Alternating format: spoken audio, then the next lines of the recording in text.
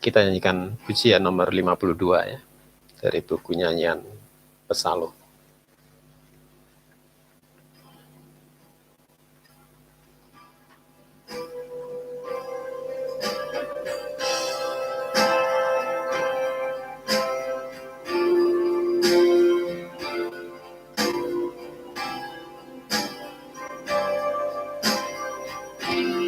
Rahmat Tuhan selalu menjadi pujianku, sebab olehnya ku telah dibebaskan. Ku tak sadar besar kasih-Nya padaku, melebihi tiap kesalahanku. Selamanya ku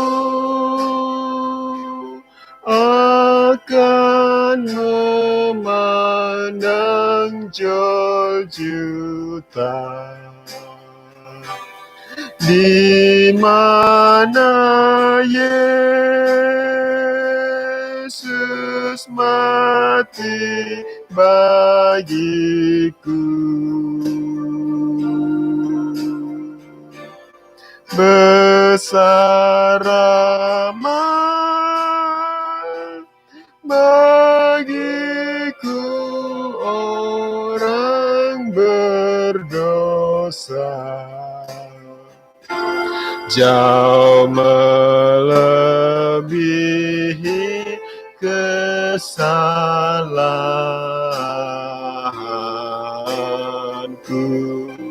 2. Oleh rahmat Tuhan mengangkat hidupku dari suatu lembah kenistaan,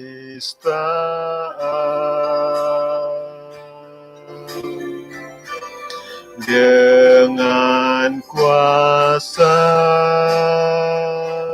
yang menyadarkan diriku, melebihi tiap kesalahanku. Selamanya aku, selamanya ku akan memandang Golgota. Mari kita semua bangkit berdiri. Di mana Yesus mati bagiku, besar rahmat bagiku, orang berdosa, jauh melebihi kesalahanku.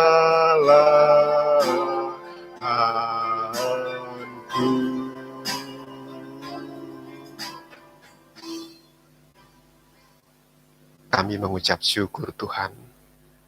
Terima kasih Tuhan untuk rahmat anugerah-Mu yang besar Tuhan, yang senantiasa melimpah di setiap kehidupan kami Tuhan, anak-anak-Mu, umat-Mu dimanapun berada. Terima kasih Tuhan Yesus. Terima kasih Tuhan untuk kasih-Mu.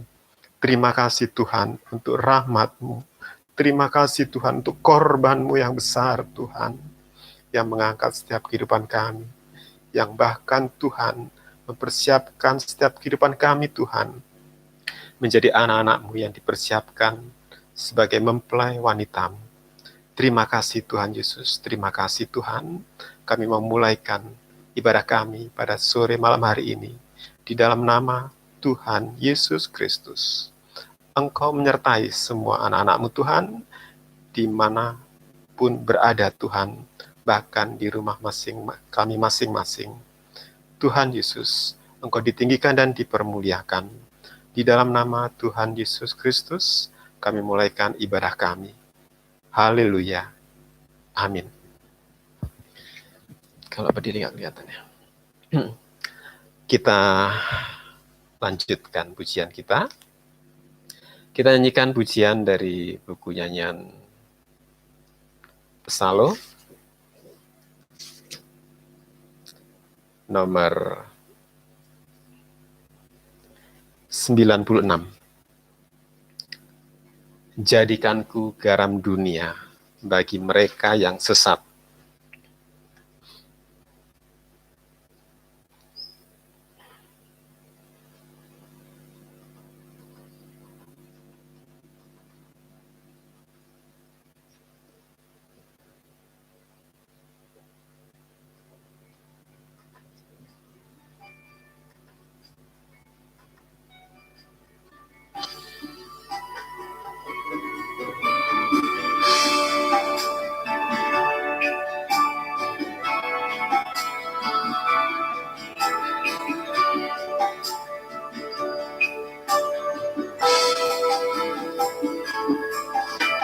Jadikanku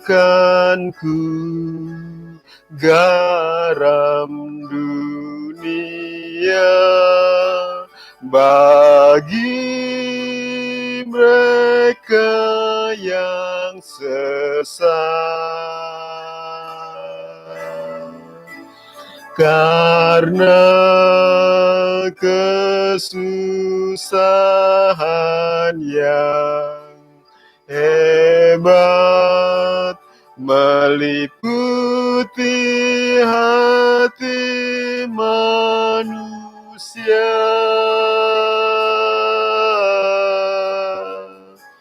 Jadikanku murid-Mu Tuhan, setia ikut jejak-Mu,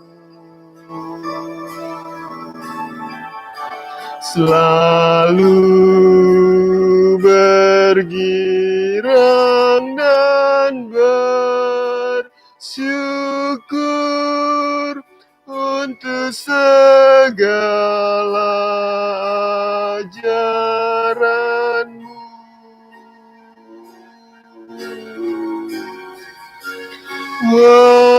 Walaupun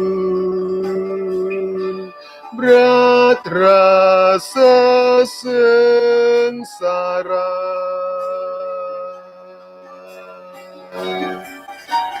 walaupun ku harus menderita,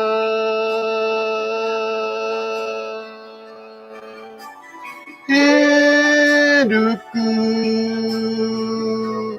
dalam kehendak-Mu, sebab korban Kristus telah menang untukku.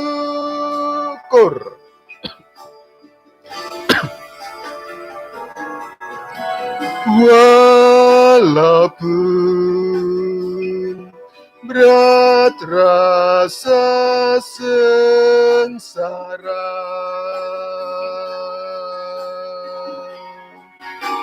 walaupun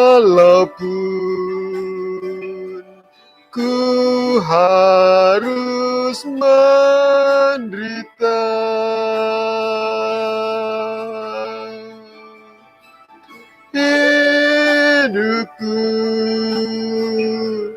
dalam kehendak-Mu. Sebab korban Kristus telah menang untukku. 2. Jadikan ku terang-Mu, Tuhan, bagi sekelilingku. Karena kegelapan yang hebat meliputi hidup manusia.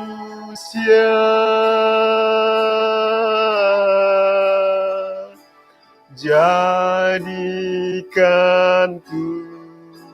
murid-Mu, Tuhan, setia ikut jejak-Mu dalam menyongsong hujan akhir demi kesatuan tubuh-Mu.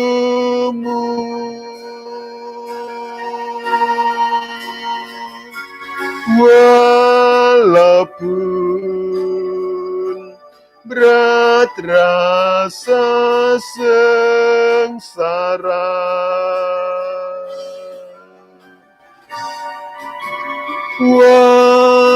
walaupun ku harus menderita,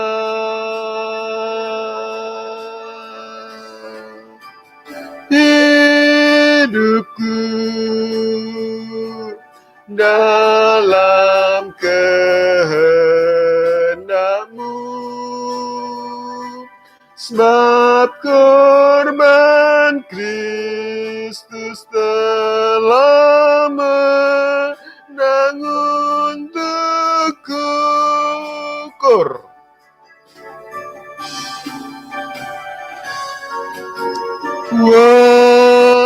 Walaupun berat rasa sengsara,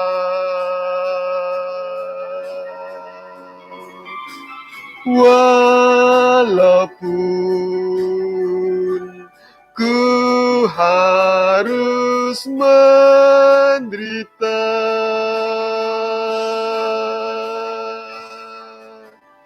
hidupku dalam kehendak-Mu. Sebab korban Kristus telah menang untukku.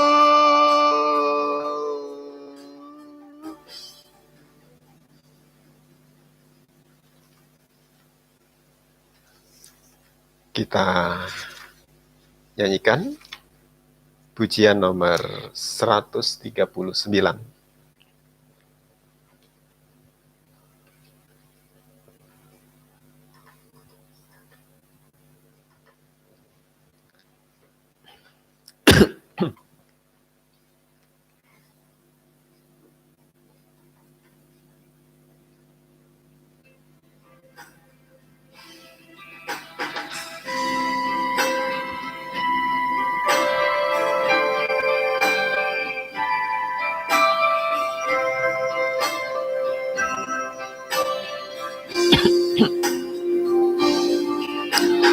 Tuhan, dengarlah doaku. Oh Tuhan, dengarlah seruanku. di saat kegersangan melanda hidup manusia.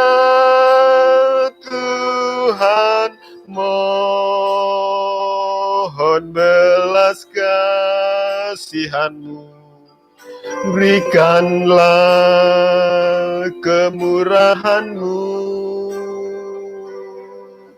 nyatakan kuat kuasa korban-Mu yang mampu menolong umat-Mu. Jadikan hidupku alat perdamaian-Mu, membawa iman di tengah kebimbangan, membawa kasih-Mu di tengah kebencian, membawa harapan bagi yang berputus asa.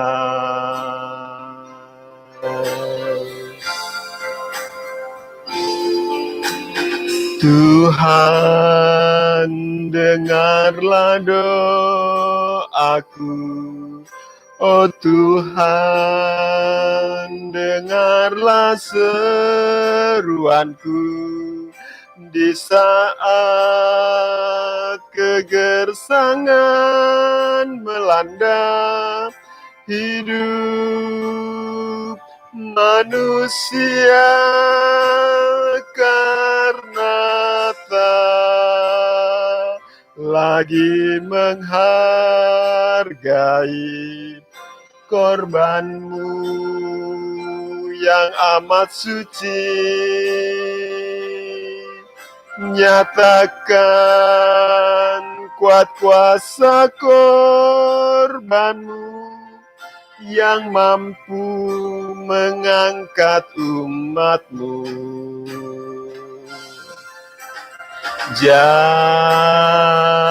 Jadikan hidupku alat perdamaian-Mu, membawa terang, membawa terang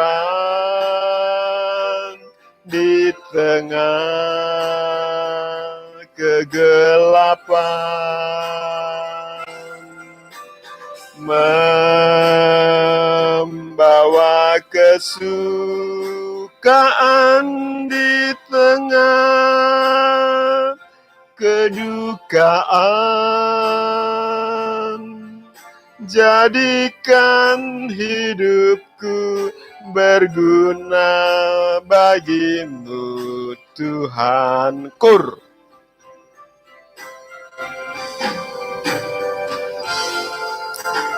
Jadikan hidupku alat perdamaian-Mu, membawa terang, bawa terang di tengah kegelapan, membawa kesukaan di tengah kedukaan. Jadikan hidupku berguna bagi-Mu, Tuhan.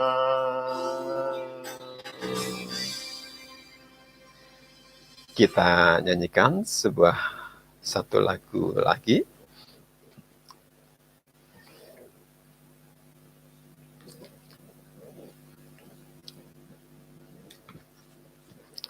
Kita nyanyikan pujian nomor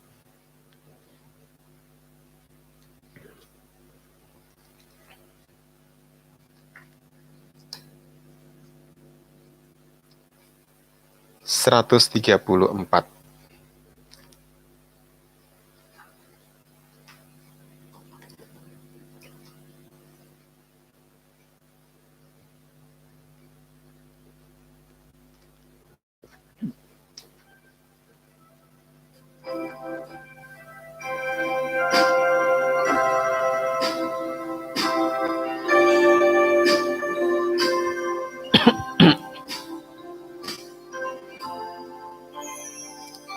Waktu berlalu tanpa perubahan hidupku. Semua caraku tempuh, tetap tiada damai hatiku.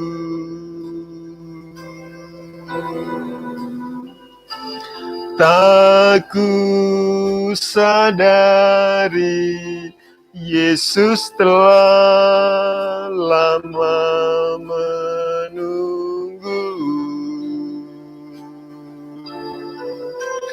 Dia mau membebaskan tiap dosa yang membelenggu.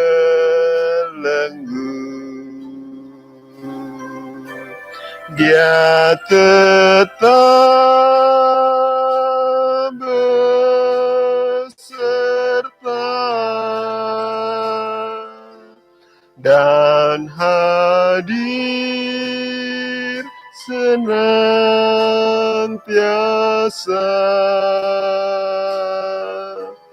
Dia menjaga miliknya sampai genap rencananya. Koplet ketiga. Dia Imam Agung, menjadi penanggung dosa bagi manusia yang penuh dengan kelemahan.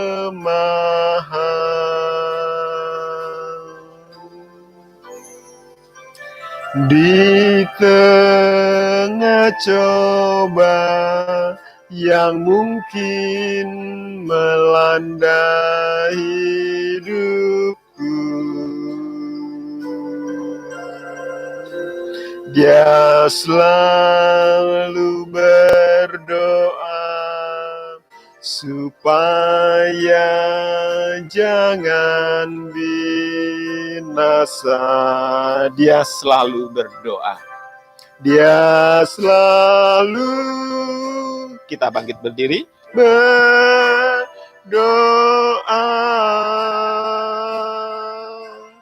untuk kita semua yang perlu kelepasan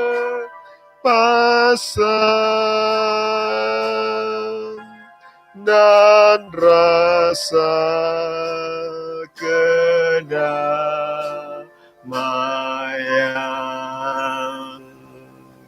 Kita bersatu dalam doa.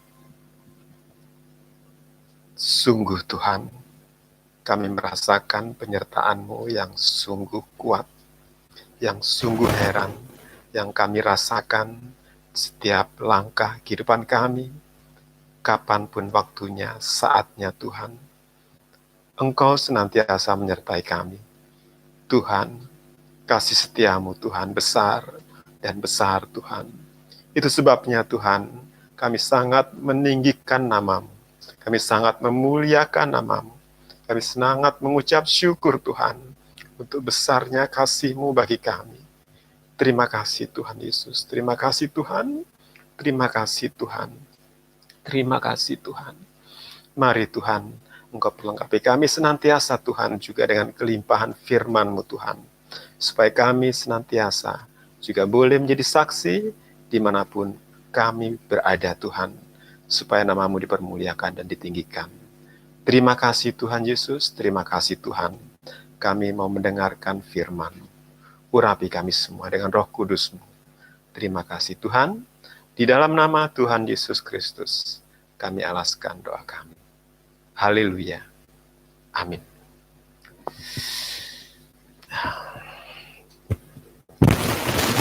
Ya.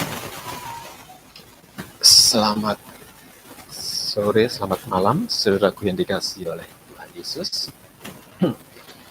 Pada sore malam hari ini, ya, saya mendapat kemurahan untuk dapat menyampaikan sebagian dari firman yang akan kita terima bersama-sama. Ya, kita bersama-sama membaca atau membuka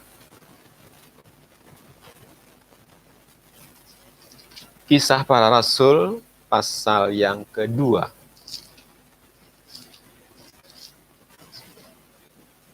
Kisah Para Rasul pasal yang kedua.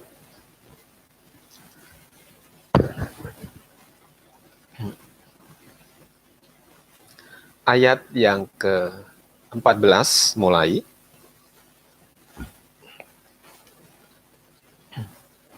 Khotbah Petrus.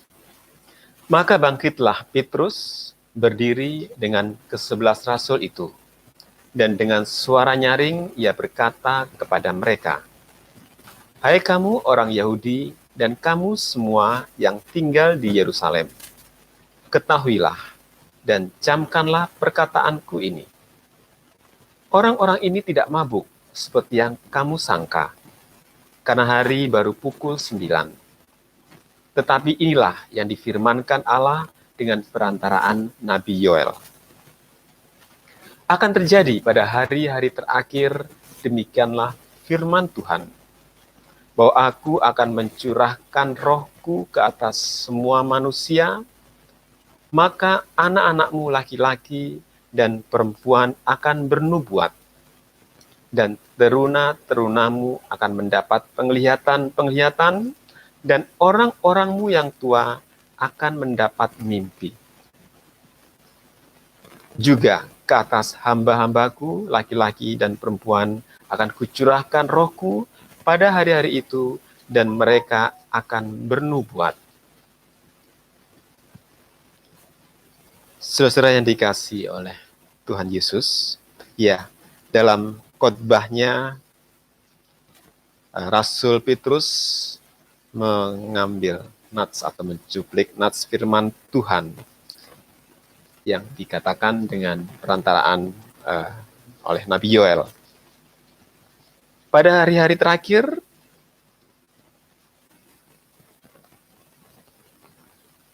aku akan mencurahkan rohku ke atas semua manusia, maka anak-anakmu laki-laki dan perempuan akan menubuat, dan teruna-terunamu akan mendapat penglihatan-penglihatan, dan orang-orangmu yang tua akan mendapat mimpi. Ya, yang semuanya sudah pasti adalah sesuai dengan firman Tuhan dan dikerjakan oleh Roh Kudus. Roh Kudus itu yang mengerjakan adanya nubuat, yang mengerjakan terjadinya penglihatan-penglihatan dan mimpi-mimpi, ya. Roh Kudus yang akan mengerjakan pada hari terakhir ini. Meskipun memang tidak semua nubuat atau penglihatan ataupun mimpi itu dari Roh Kudus. Ya.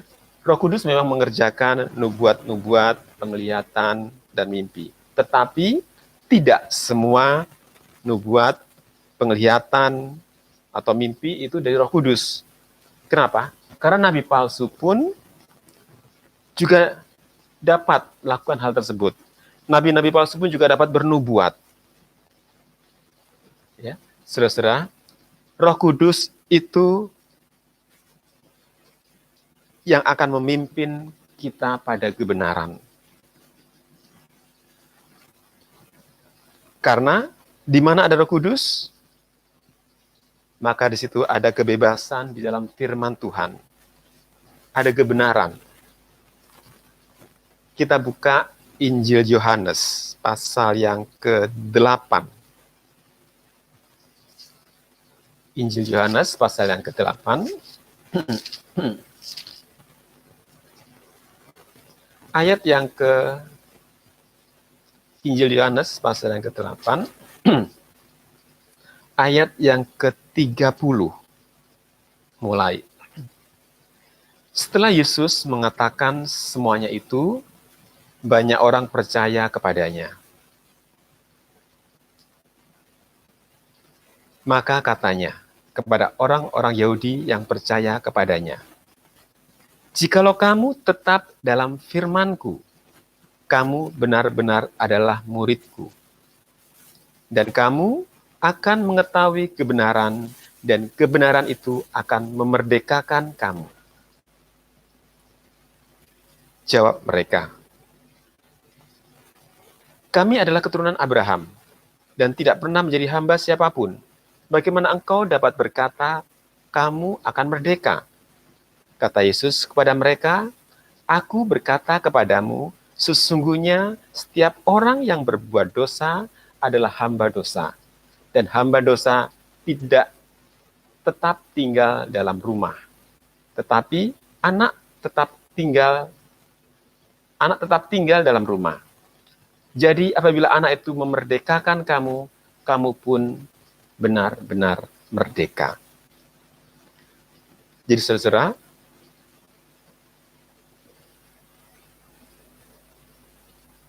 di mana ada Roh Kudus, ada kebebasan. Bahkan firman Tuhan mengatakan, firman itu yang kemudian memerdekakan kita dari dosa. Roh Kudus itu memimpin kita kepada kebenaran. Kebenaran oleh firman.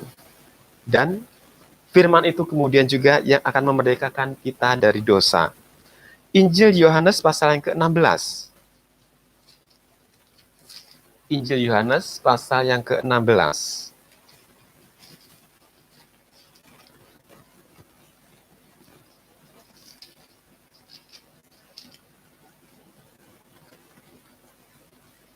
Ya. Injil Yohanes pasal 16 ayat yang ke-13. "Tetapi apabila ia datang, yaitu Roh kebenaran, ia akan memimpin kamu ke dalam seluruh kebenaran. Sebab ia tidak akan berkata-kata dari dirinya sendiri, tetapi segala sesuatu yang didengarnya, itulah yang akan dikatakannya, dan ia akan memberitakan kepadamu hal-hal yang akan datang." Jadi saudara-saudaraku jelas ya, Roh Kudus itu yang memimpin kita pada kebenaran. Pada seluruh kebenaran.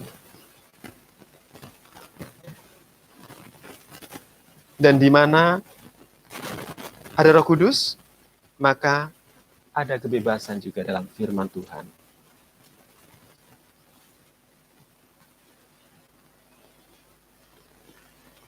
Roh kebenaran, ia akan memimpin kamu ke dalam seluruh kebenaran. Sebab ia tidak akan berkata-kata dari dirinya sendiri, tetapi segala sesuatu yang didengarnya, itulah yang akan dikatakannya, dan ia akan memberitakan kepadamu hal-hal yang akan datang. Saudara-saudara,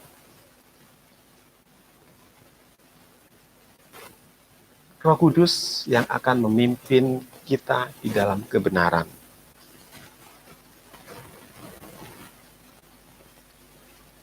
Sebaliknya, lawan dari kepenuhan Roh Kudus atau pimpinan dari Roh Kudus itu adalah mabuk anggur. Ya, tadi dalam khotbahnya Rasul Petrus mengatakan mereka bukan mabuk, ya, disangka mereka mabuk, ya, karena memang betul lawan dari kepenuhan Roh Kudus atau pimpinan Roh Kudus itu adalah mabuk anggur. Ya, kita baca Efesus pasal yang ke-5.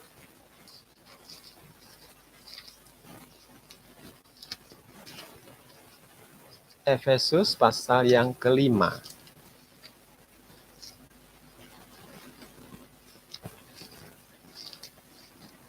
Ya. Efesus pasal yang ke-5 ayat yang ke-15. Mulai. Karena itu perhatikanlah dengan seksama bagaimana kamu hidup. Janganlah seperti orang bebal, tetapi seperti orang arif. Dan pergunakanlah waktu yang ada, karena hari-hari ini adalah jahat.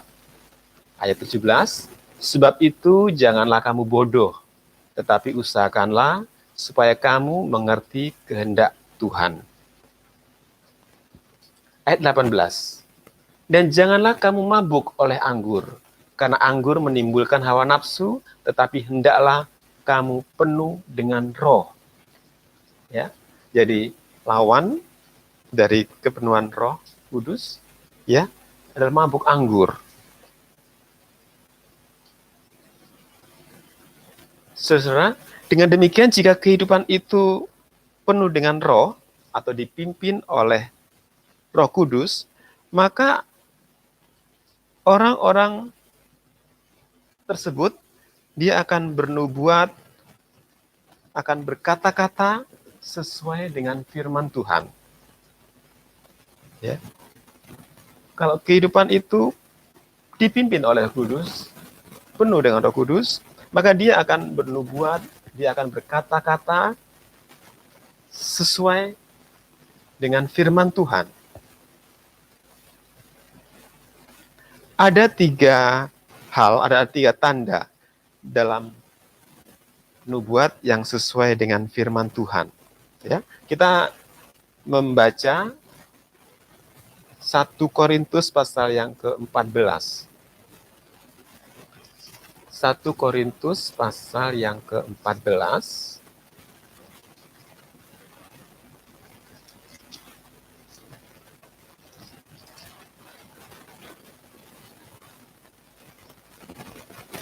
Satu Korintus pasal yang ke-14 ayat yang pertama. Mulai. Kejarlah kasih itu, dan usahakanlah dirimu memperoleh karunia-karunia roh, terutama karunia untuk bernubuat.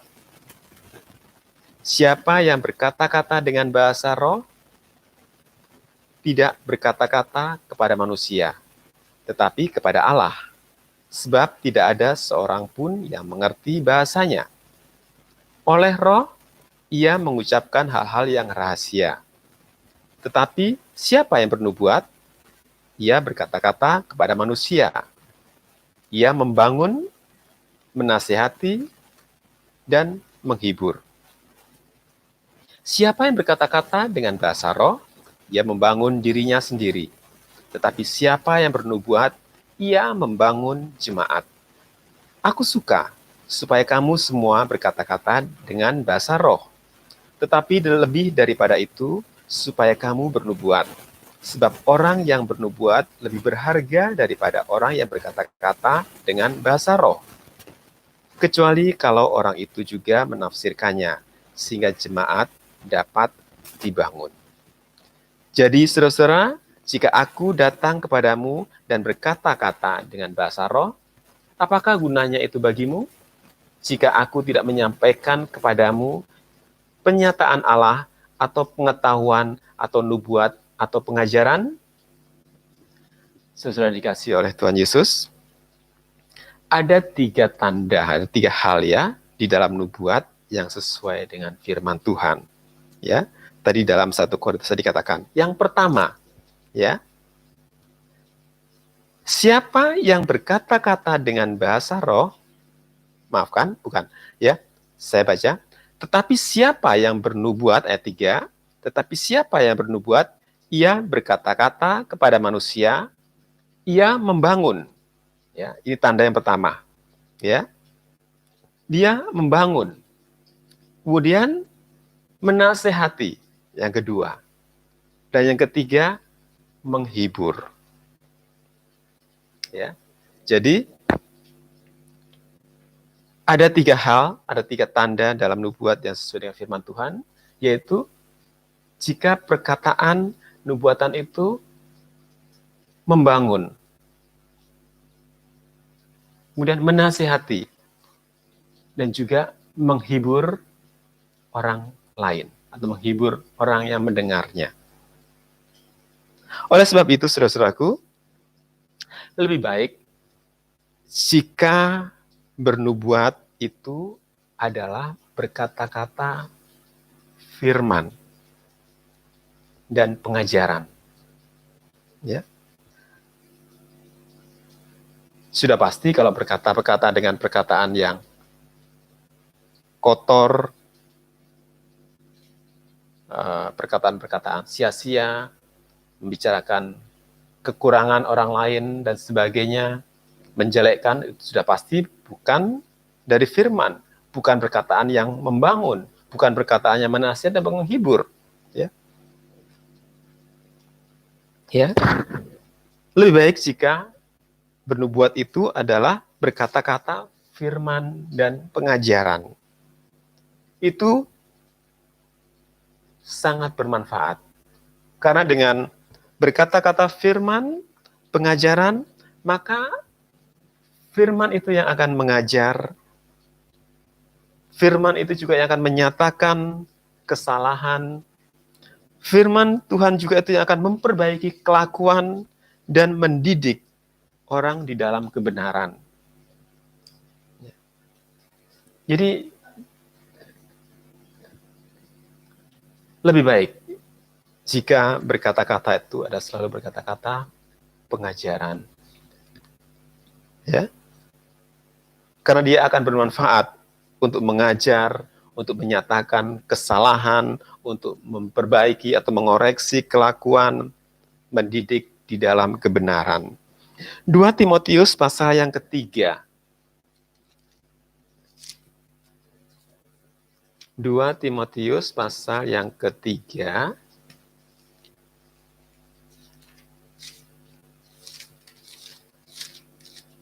Ya. 2 Timotius pasal yang ketiga, ayat yang ke-16. Segala tulisan yang diilhamkan Allah, ya, berarti itu firman, ya. Firman yang dituliskan, yang diilhamkan oleh Allah, memang bermanfaat untuk mengajar, untuk menyatakan kesalahan, untuk memperbaiki kelakuan, dan untuk mendidik orang dalam kebenaran. Dengan demikian, tiap-tiap manusia kepunyaan Allah diperlengkapi untuk setiap perbuatan baik. Saudara, ada lebih berharga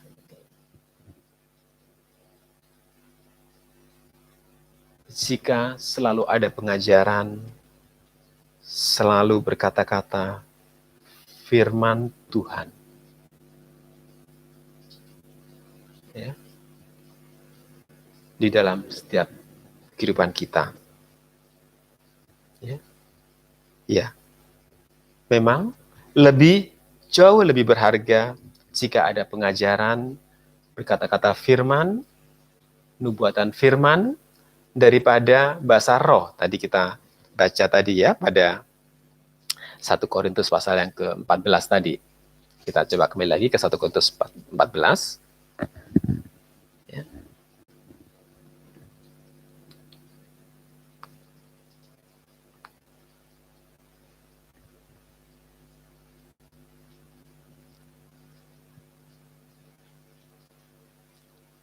Aku suka ayat 5. 1 Korintus 14. Aku suka supaya kamu semua berkata-kata dalam bahasa roh, tetapi lebih daripada itu supaya kamu bernubuat. Ya, sebab orang yang bernubuat lebih berharga daripada orang yang berkata-kata dengan bahasa roh. Jadi lebih berharga, ada pengajaran, ada firman yang dibagi, ada firman Tuhan yang disampaikan daripada bahasa roh. Walaupun juga bukan berarti bahasa roh tidak perlu ya. Bahasa roh tetap diperlukan, sebab bahasa roh itu adalah berkata-kata, menyembah, berkata-kata dengan Allah. Ya, bahasa roh memang juga diperlukan. Tapi Rasul Paul dalam suratnya kepada Korintus mengatakan, aku suka supaya kamu semua berkata-kata dengan bahasa roh yang benar, ya. Tetapi lebih daripada itu, supaya kamu bernubuat. Sebab orang yang bernubuat lebih berharga daripada orang yang berkata-kata dengan bahasa roh. Ya. Kenapa ya tadi? Ya, tadi katakan tadi, karena dengan berkata-kata firman itu dia membangun. Dia akan menasihati, menghibur, dan bahkan kemudian apa? Memimpin, mendidik orang di dalam kebenaran. Ya, ya. Jadi bukan berarti bahasa roh tidak perlu ya, sebab bahasa roh itu memang adalah bahasa berkata-kata dengan Allah. Tetapi bernubuat, pengajaran firman, pengetahuan firman, itu adalah berkata-kata dengan manusia. Ya. Sebab juga Allah datang pada manusia tidak dalam roh, tetapi dalam firman yang menjadi manusia, firman yang menjadi daging dalam pribadi Tuhan Yesus. Yohanes pasal yang pertama, kita sudah sering membaca ayat tersebut ya, tapi kita coba baca lagi. Yohanes pasal yang pertama, ayat yang ke-14. Firman itu, ayat 1 lebih dahulu, pada mulanya adalah firman. Firman itu bersama-sama dengan Allah, dan firman itu adalah Allah. Ia pada mulanya bersama-sama dengan Allah. Segala sesuatu dijadikan oleh Dia.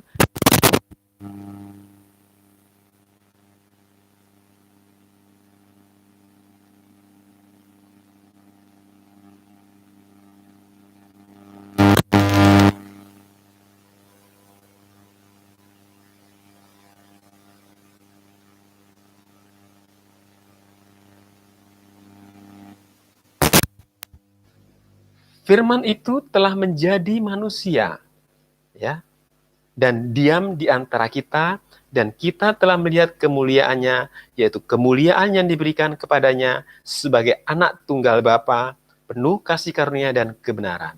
Siapa itu? Pribadi Tuhan Yesus. Ya. Allah datang pada manusia tidak dalam roh, tetapi dalam firman yang menjadi daging, menjadi manusia. Oleh karena itu, dalam tiap persekutuan kita, dalam ibadah kita, adalah lebih berharga firman pengajaran dibagikan. Firman pengajaran disampaikan. Nasihat dan didikan disampaikan. Ya, kecuali kalau memang ibadah itu memang ibadah penyembahan ya, ibadah penyembahan yang memang kita hanya menyembah Tuhan, ya, hanya menyembah Tuhan kita Yesus Kristus.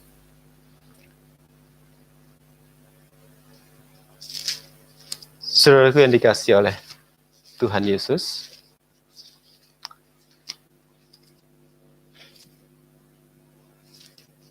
kita kembali lagi ke 1 Korintus pasal yang ke-14 tadi. Ayat, kita baca ayat yang ke-7. Sama halnya dengan alat-alat, atau saya ulang dulu ayat yang ke-6. Jadi saudara-saudara, jika aku datang kepadamu dan berkata-kata dengan bahasa roh, apakah gunanya itu bagimu? Jika aku tidak menyampaikan kepadamu pernyataan Allah atau pengetahuan atau nubuat atau pengajaran, sama halnya dengan alat-alat yang tidak berjiwa, tetapi yang berbunyi, seperti seruling dan kecapi. Bagaimanakah orang dapat mengetahui lagu? Apakah yang dimainkan seruling atau kecapi, kalau keduanya tidak mengeluarkan bunyi yang berbeda? Atau jika nafiri tidak mengeluarkan bunyi yang terang, siapakah yang menyiapkan diri untuk berperang? Demikianlah juga kamu yang berkata-kata dengan bahasa roh, jika kamu tidak mempergunakan kata-kata yang jelas, bagaimanakah orang dapat mengerti apa yang kamu katakan? Kata-katamu sia-sia saja kamu ucapkan di udara. Saudaraku, dengan nubuat pengajaran, maka manusia menjadi siap dan mengerti kebenaran. Jadi mengenal kebenaran itu lebih berharga daripada berbahasa roh. Sebab dengan demikian, dia akan mengerjakan keselamatan bagi orang lain. Ya. Sementara jika bahasa roh itu hanya untuk diri sendiri. Jadi mengenal kebenaran, ya, mengajarkan kebenaran itu jauh lebih berharga daripada berbahasa roh. Sebab dengan demikian mengerjakan keselamatan bagi orang lain. Sementara jika bahasa roh itu hanya untuk diri sendiri. Tetapi ingat saudaraku, yang utama, ayat yang pertama, 14, kejarlah kasih itu dan usahakanlah dirimu memperoleh karunia roh. Kejarlah kasih. Ya. Karena kasih itu, firman Tuhan mengatakan, kasih itu kekal. Kasih itu tidak berkesudahan. Ya. Dan orang yang melakukan kasih, orang yang mengerjakan firman. Orang yang mengasihi, orang yang melakukan kasih, yaitu orang yang mengerjakan firman. Dan dia yang akan mengerjakan firman, dia memperoleh hidup yang kekal. Ya, sebagaimana firman Tuhan pada beberapa waktu yang lalu sampaikan, ada 3 perkara yang kekal. Kasih itu kekal. Firman itu kekal. Dan yang ketiga, orang yang melakukan firman itu akan memperoleh hidup yang kekal. Tuhan Yesus memberkati. Mari saudaraku, kita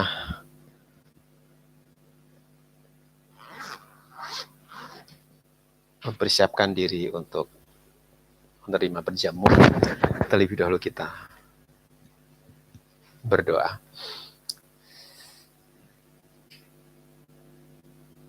Terima kasih Tuhan. Terima kasih Tuhan untuk firman-Mu Tuhan yang meneguhkan kami Tuhan. Untuk kami senantiasa berada dalam kebenaran firman-Mu Tuhan.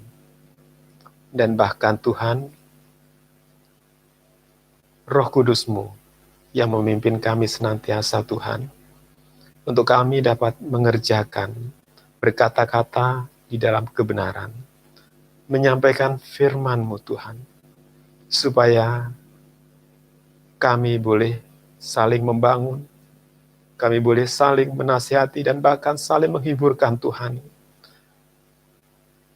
Di saat, di waktu apapun keadaannya. Bahkan Tuhan, sebagaimana saat ini di tengah-tengah wabah penyakit, Tuhan, Firman-Mu yang memberi kekuatan kepada kami. Firman-Mu yang memberi penghiburan kepada kami. Firman-Mu Tuhan yang menguatkan kami.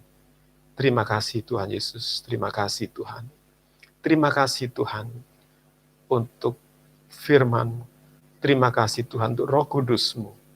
Terima kasih Tuhan untuk korban-Mu. Terima kasih Tuhan. Kami mau terima tubuh dan darah-Mu. Berkati. Di dalam nama Tuhan Yesus Kristus kami alaskan doa kami. Haleluya. Amin. Sementara dibagikan kita nyanyikan pujian 146 dari buku nyanyian Psalm.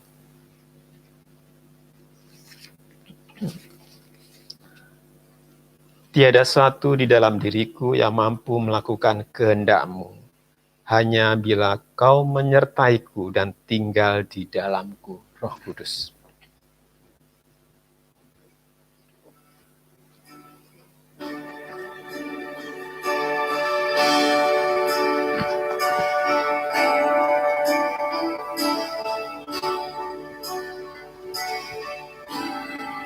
Tiada suatu di dalam diriku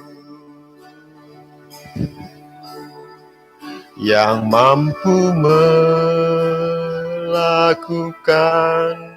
kehendak-Mu,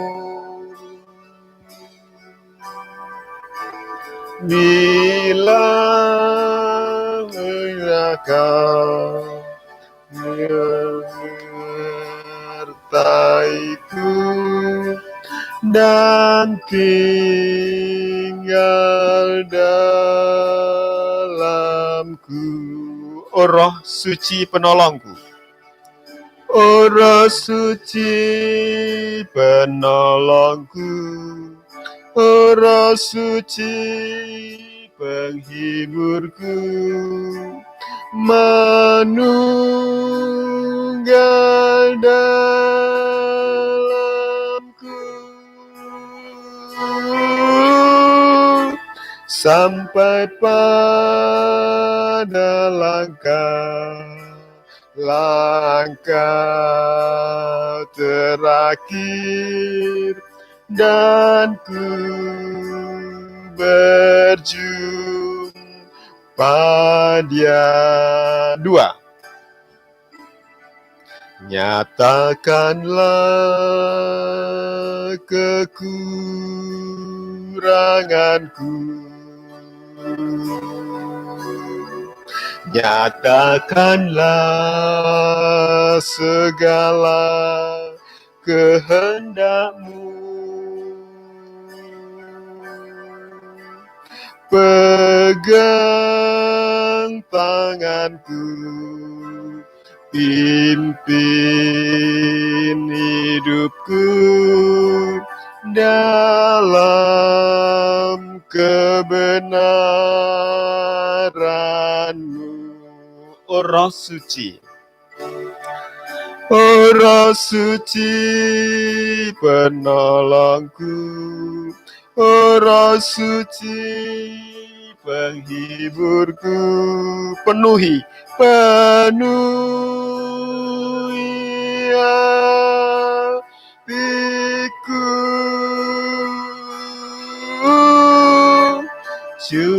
curahkan kasih-Mu dalam hidupku dan tinggal dalamku.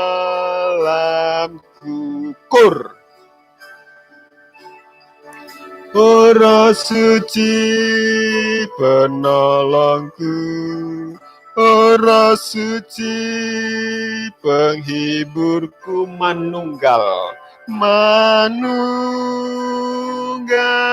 dalamku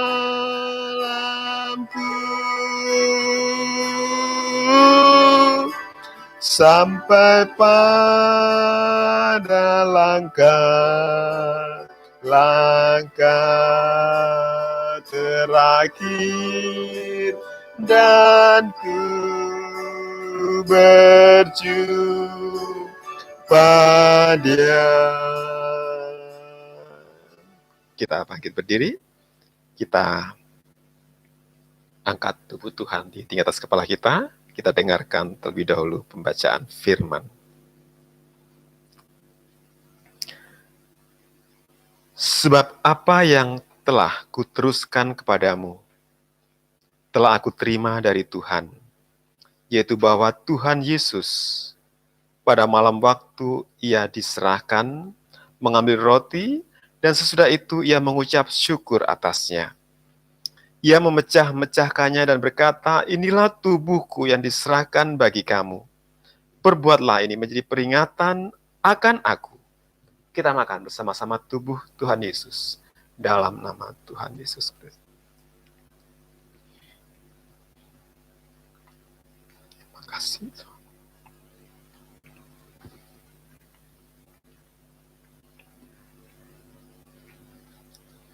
Kita angkat cawan Tuhan. Kita dengarkan pembacaan firman. Demikian juga Ia mengambil cawan sesudah makan lalu berkata, cawan ini adalah perjanjian baru yang dimeteraikan oleh darahku. Perbuatlah ini setiap kali kamu meminumnya menjadi peringatan akan aku. Sebab setiap kali kamu makan roti ini dan minum cawan ini, kamu memberitakan kematian Tuhan sampai Ia datang. Kita minum darah Tuhan bersama-sama dalam nama Tuhan Yesus Kristus.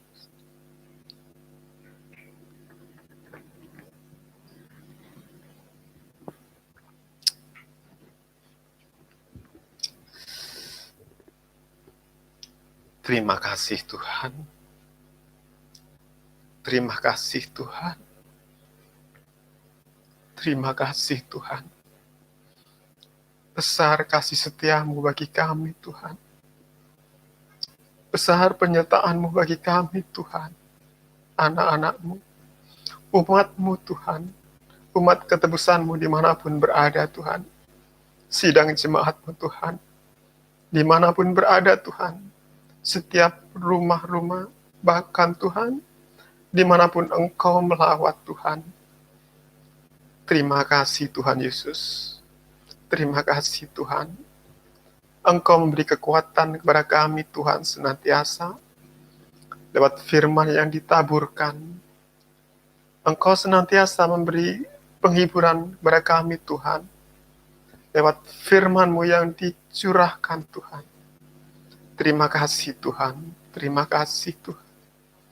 Terima kasih, Tuhan, penyertaan tubuh dan darah-Mu. Engkau sudah menjadi korban sebagai jalan perdamaian bagi kami, Tuhan. Jadi jalan keselamatan bagi kami, Tuhan. Terima kasih, Tuhan Yesus. Terima kasih, Tuhan. Tetapkan setiap kehidupan kami semua anak-anak-Mu, umat ketebusan-Mu, Tuhan, dengan kuatnya firman-Mu, Tuhan. Sehingga kami boleh saling menasihati, sehingga kami boleh saling membangun, dan kami saling menghibur, Tuhan, di setiap keadaan apapun juga, Tuhan. Dan kami boleh senantiasa mengucap syukur untuk penyertaan dan perlindungan-Mu. Tuhan Yesus, terima kasih, Tuhan. Engkaulah sumber kekuatan bagi setiap kehidupan kami semua, anak-anak-Mu, Tuhan. Engkau menyertai kami semua, Tuhan, anak-anak-Mu, sidang-Mu, Tuhan. Bahkan Tuhan, mulai dari yang terkecil, balita, sampai orang tua, ibu janda, Tuhan, kasih setia-Mu menyertai kami semua. Berkat-berkat-Mu melimpah senantiasa. Engkau juga menyertai, Tuhan, negara kami, pemimpin negara kami, mulai dari yang tertinggi, Bapak Presiden, pembantu, gubernur, wali kota, semua, bahkan Tuhan, sampai di tingkat terendah RT RW, Tuhan, Engkau menyertai dengan hikmat yang daripadamu Tuhan.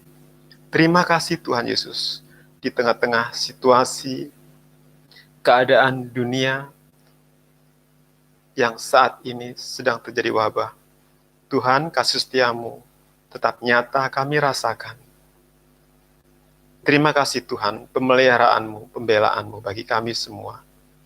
Terima kasih Tuhan, Engkau ditinggikan dan dipermuliakan senantiasa. Ajar kami Tuhan untuk senantiasa mengucap syukur, menyembah, memuliakan namamu. Terima kasih Tuhan, terima kasih. Dan saudara-saudara yang dikasihi oleh Tuhan Yesus, marilah kita semua kembali ke rumah kita masing-masing dengan penyertaan kasih dari Allah Anak, Allah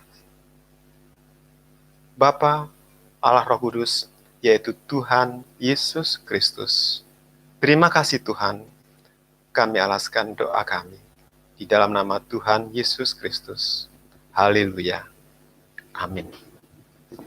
Selamat malam, sekian kebaktian kita.